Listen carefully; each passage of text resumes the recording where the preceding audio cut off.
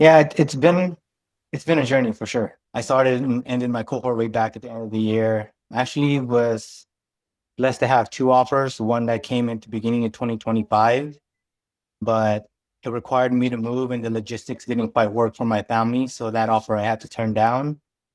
Went through a few more interview processes, screenings, second rounds, and the whole bit. But luckily, I was able to land a position that I just started this week as a senior product manager.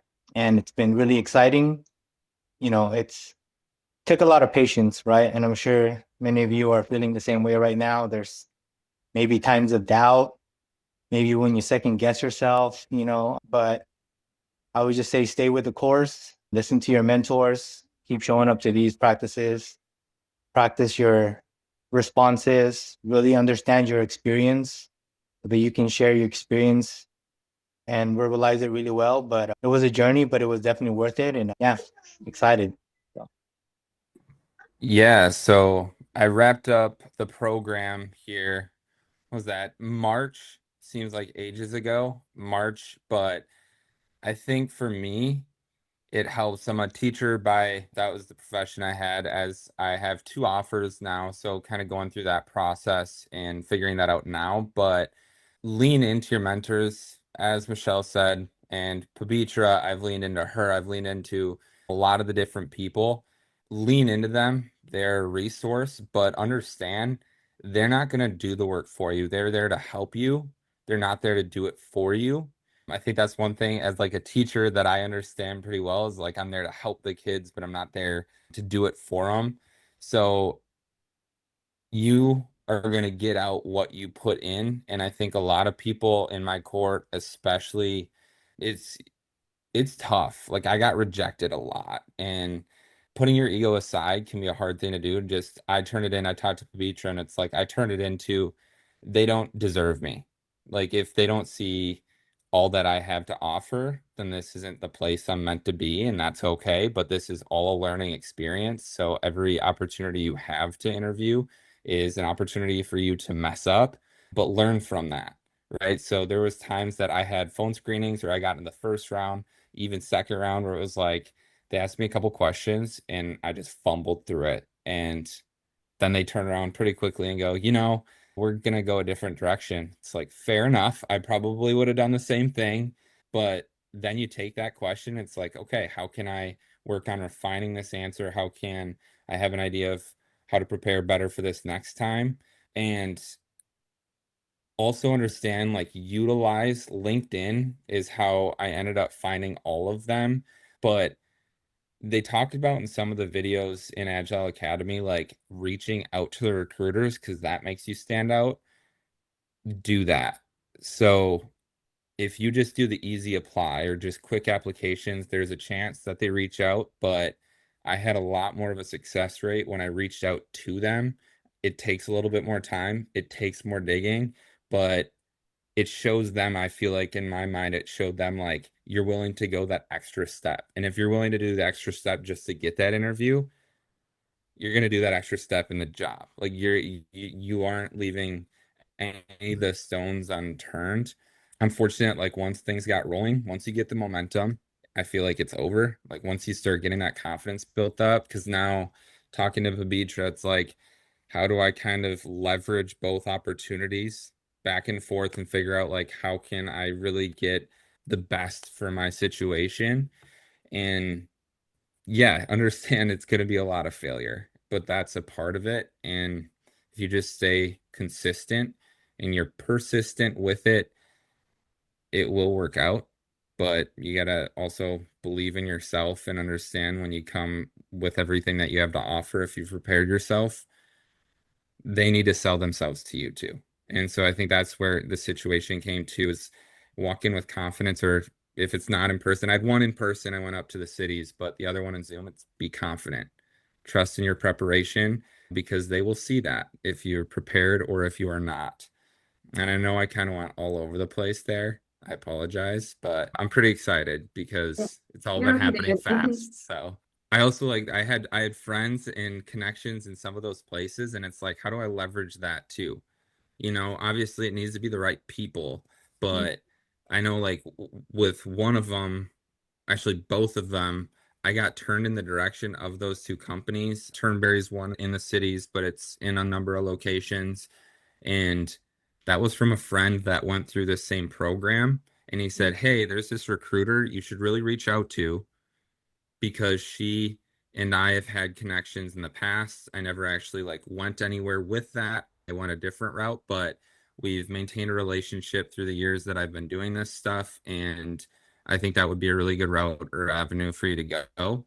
And then the other one is I had a friend at a company and was like, hey, I got these certifications. I understand that nothing is guaranteed, but if I could get an opportunity to interview, it's like, what do I have to lose, right? I'd say the hardest part for me is was definitely like you need to be consistent and committed. Like right when I started interviewing, I honestly would say like within the last 3 or so weeks is when I was like every single day I'm doing this. But right when I got done, I was like, oh, feels good to be done. But then you're sitting there like, now what?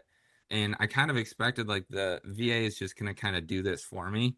You need to be committed to wanting. It's like kind of what Michelle said. You need to hustle. It's not like it's something that's gonna be super easy right away and kind of figuring out where to start. So what I did, I ended up going into LinkedIn, just kind of getting some roles or ideas for roles that I was interested in.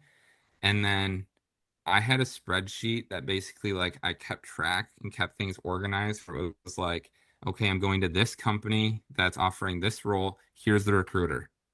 So then I could just like look them up over and over. Like I just kept bouncing around because when you start getting into the rabbit holes of like trying to find who you should message, keeping that organized can be kind of tough. So like write those things down, put it in a spreadsheet or in a Google Doc because otherwise you're just going to kind of get lost. And having that organizational piece is really big.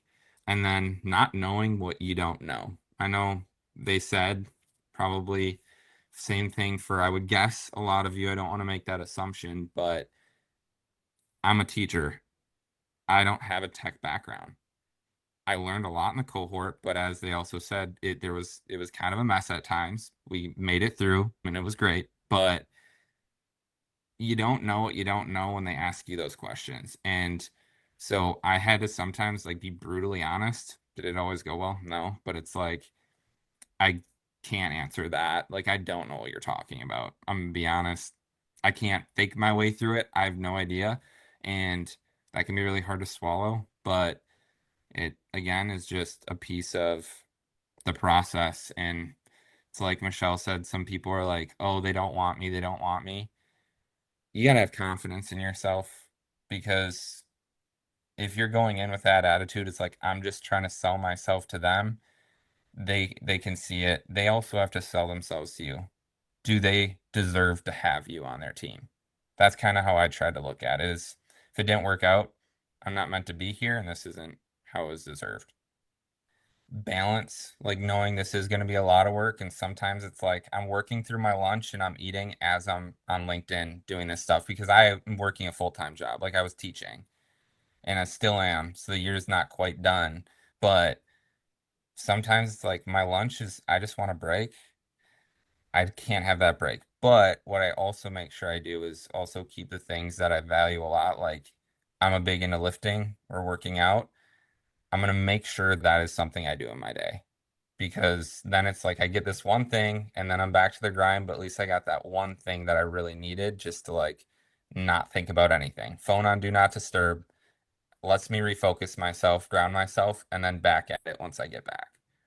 So they Pavitra, them, Michelle, they've provided a big list of questions to help prepare. But on top of that, coming here and then just reaching out to different people as well. Like, even though our cohort had some ups and downs, like all of us are in this fight to try to find a job. And so I was still really close with some of those people. When they had interviews, it was like, well, what questions tripped you up? What questions did they ask that were different? Like we continued to send those back and forth. So you're just kind of consistently adding to this list. Every interview I had, if there was a question that they asked and I wasn't super comfortable with it, I'd write it down. So in case like there was going to be a next time, maybe not with them, I was just better prepared for it. And then it's just, like I said, being involved in the cohort helped a lot, asking a lot of questions because I'm a big believer like that's the best way you learn. And so going back through those things and continuing to look them over and refresh it because it's kind of like one of those things, if you don't use it, you're going to lose it. So you got to stay on top of it and not think, well, I've answered this question at the beginning. Now I don't need to worry about it. I'm just going to remember it every time. It's just consistently going through those things. I went through a lot of rejections and a little burnt out, At point I was telling Michelle I need to rest, for today. But yes, again, yeah, there are a couple of jobs in the pipeline this week. So looking pretty good. But I'm still prepared, if it's still not my turn to cross the path, I'm still ready for more. But yeah, third rounds, they really grill me all over, in the deep dive in the technical side. So initially the position was junior payment processing product owner, and I'm like, okay, let me apply. What's a big deal, And payment processing is a part of every product we build. So, but then later on, I found out it's a senior position, but they are still looking.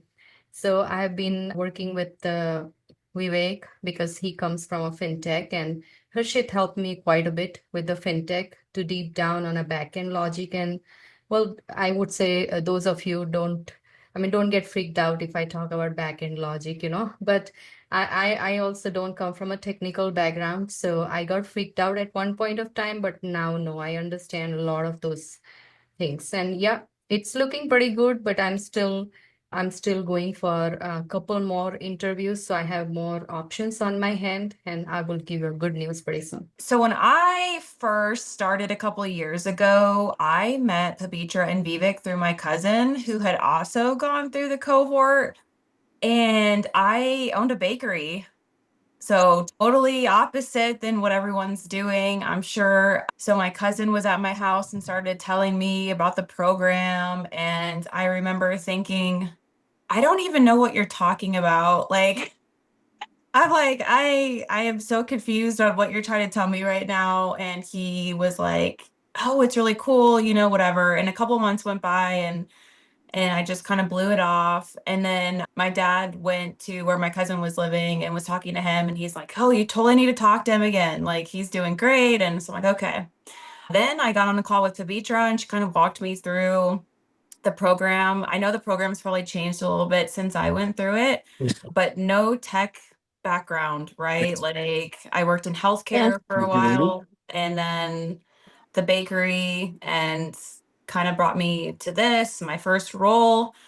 So I think I finished the program. Let's see, I started in April, May, June. I think probably started interviewing in August of that year.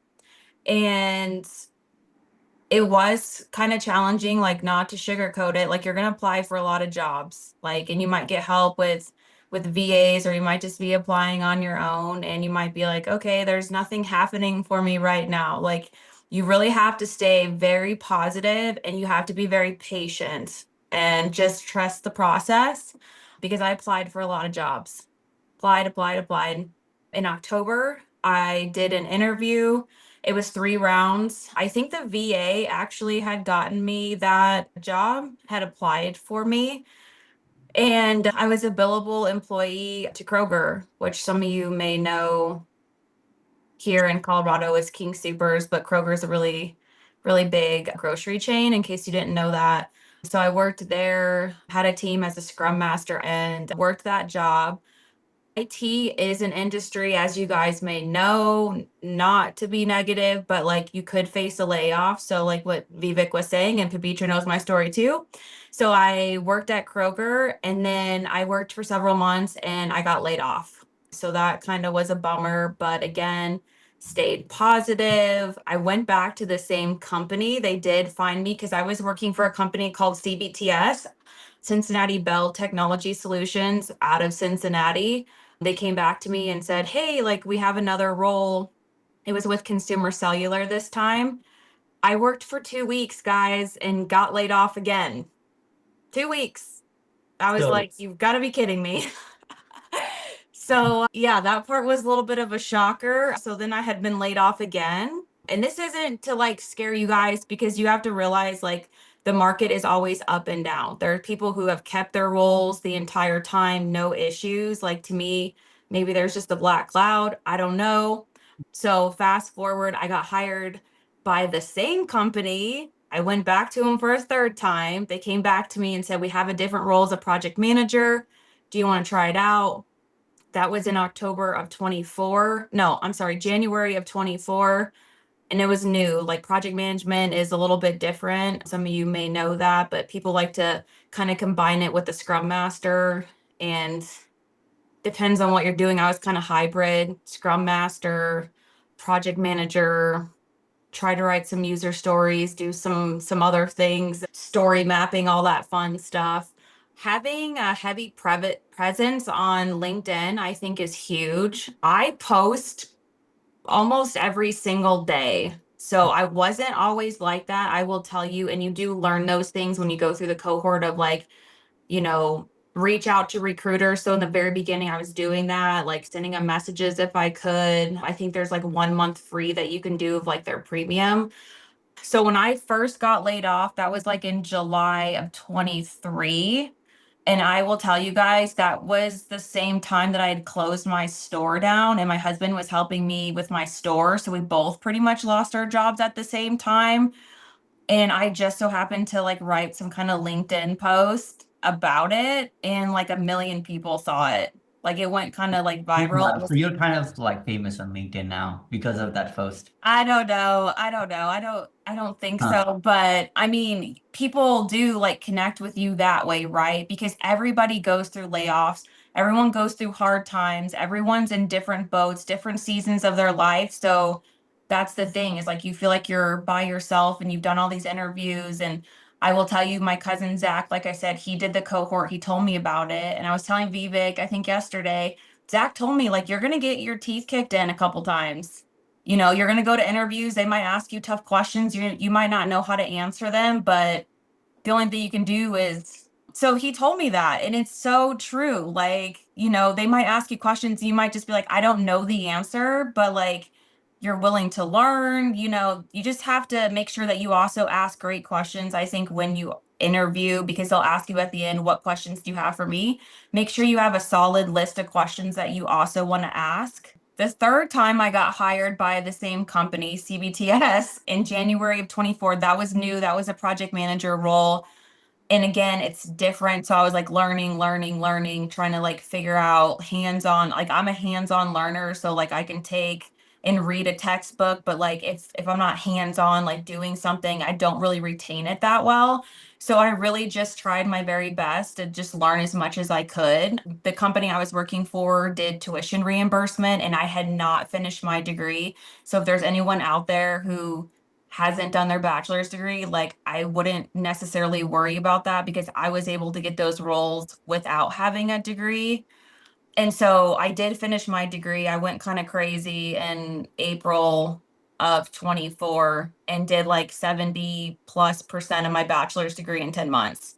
So I just finished that in February. I haven't even graduated. Like technically my graduation is in like 2 weeks, but yeah, I mean, it's just, and I don't necessarily recommend like working a brand new job and going to school full time, working full time. Like it was a lot. I got 2 little kids, but it's possible. Like, so, I mean, if you just set your mind to like do something, just keep pushing yourself, because you're a lot stronger than you actually think you are too. So if you're down and out and you've done a lot of interviews, I told Vivek yesterday, I did 4th round Visa, 4th round Caesars Entertainment. I didn't get those jobs. And at the time I'm like, oh man, that stinks. Like I just did like 4 rounds of interviews and like they don't pick me. A better door is going to open. So don't even worry about it. Don't stress out about it. I know you want the job, you want the 6-figure job. It's going to happen. You just have to be patient and wait sometimes. I mean, really, you just have to stay positive, because you are going to get rejected. There's not going to be a lot of interviews that you probably do that you're just going to get the job, the first one that you do. And so you do have to understand that. And it is hard. Like sometimes it's hard even getting interviews, right? You're up against a lot of people, but try not to think about the negative and all the things of like, oh, like what does this person have that I don't have? Make sure your resume looks great, right? Like have somebody review it. Show up to these interview classes.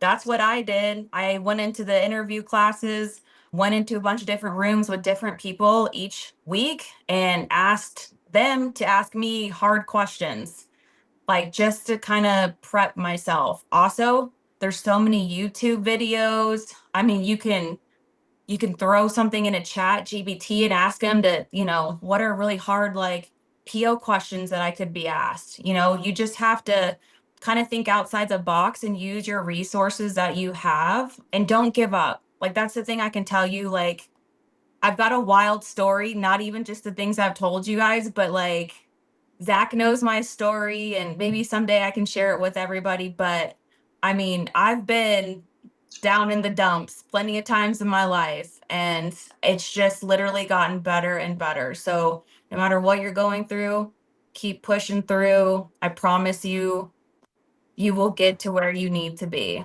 Hello, everybody. This is Lehar, and I work as a senior business analyst now.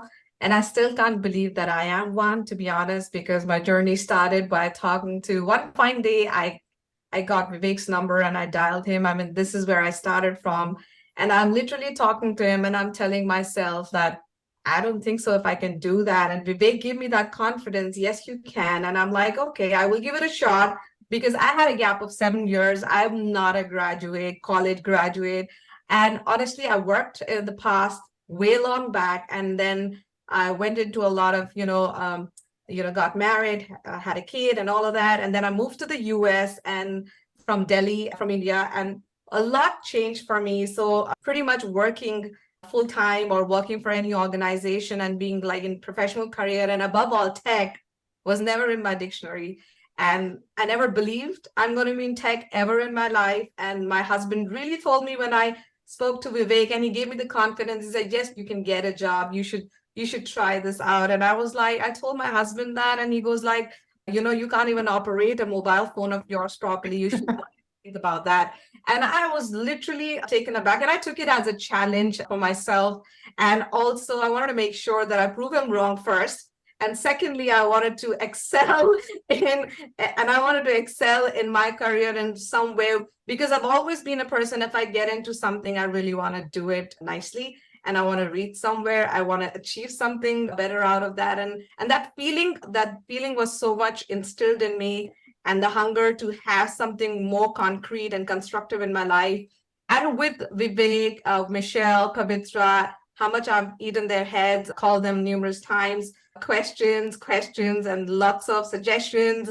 And even before interviews, arranging some sorts of questions. And Michelle has been amazing. I mean, she's just there like a go-to person, which everybody knows, and she's really good at that. So I mean, it was a lot of support from all sides, nonetheless. And honestly, I always had a feeling that if somebody can, why can't I? And I had spoken to a lot of alumni people then, and I used to just look at them and feel then how have these guys done it? And then the journey of starting from where you think you want to do it until you've done it and you're coming back, it is really good and it's all worth it. And I totally believe you all who's over here believes wants to do something can do it and be there where they want to be, irrespective of industries or experience or work experience or job, no job.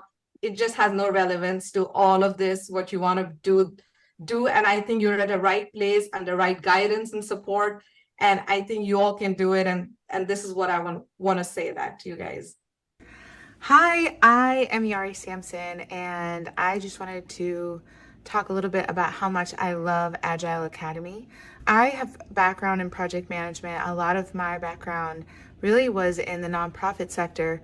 And so learning about Agile Academy from another friend of mine whose life was drastically impacted really impacted me because I got to see the fruit of what the Academy actually can produce. So I decided to jump in and join in myself, and I have loved it. The support from the team has been completely invaluable. I've learned a ton. There were so many things that I didn't understand, and they've taken the time to actually walk through it with me. Initially, when I started, I literally felt like I was learning a foreign language. And over time, between their support and just the amount of resources that they have available with the ICP, so actually the courses that you go through, the classes, the being able to be self-paced while being a mom of two and also working full-time has just been a game changer for me. So I absolutely love it, and I have been recommending it to everyone I know because it's changed my life. My first job I got because of my smile. It was working at a Subway. And the owner of the restaurant, she said, "You've got a nice smile. You look like you'd be great with people." And she hired me on the spot, and I moved into managing a Subway at that point. And when I met my now wife, she was in education. I jumped over into education, worked a lot with youth development, leadership development, and it ended up transitioning into this place where I started working and identifying some opportunities in analytics that transition into finance and accounting analytics, budget analysis, business analysis, kind of at a higher level without having those terminologies associated with it. But I was really looking at, what are the problems that I can help people solve, and how can I create solutions for it?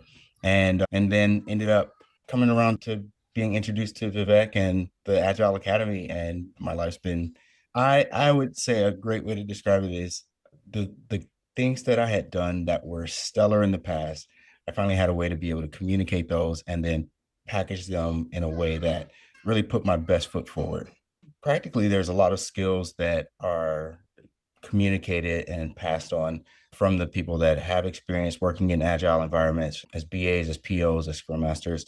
And those things are all incredible, from understanding how to manage a product backlog inside of Jira, or getting technical as far as what in the heck is agile, or what is Scrum and Kanban, and all of those things are great. I'd say really the biggest thing that has been a benefit for me is the person that I've become in the process. Prior to being in this environment, honestly, one of the most difficult things for me to do was get into an interview and communicate what my strengths were, what my skills were based off of my background. And in the process of going through the academy, the entire time I'm making different connection points where we would go over something in our cohort, and I'm like, I've done this before. I've done it in a different way. And starting to realize these skills and the capacities and capabilities were there. Now I actually have a bucket that I can do some awesome stuff in it. And it was fun and exciting to communicate that. Yeah, my wife was I believe she was 9 months pregnant when I started the cohort. When I started, at the beginning of June 2023, I passed out. I went to the hospital, and I was just dehydrated. But that triggered a series of events where we were scheduling some appointments. My wife was 9 months pregnant. My son, the dentist found a tumor in his mouth. And so we were in the middle of scheduling surgery for him I think it technically ended up being the beginning of August, but late July, early August, we ended up having our baby. She had what is it called? A tongue tie and a lip tie. And there's a cheek tie apparently. So she had all three. So she needed it as early as possible, but we discovered it in August. And so this is all while I'm going through the cohort and the first few phases. And then we moved into what's the terminology of it? Because it's escaping me right now. Sorry. Like the internship. Yeah, the externship. Yeah. Internship, yeah.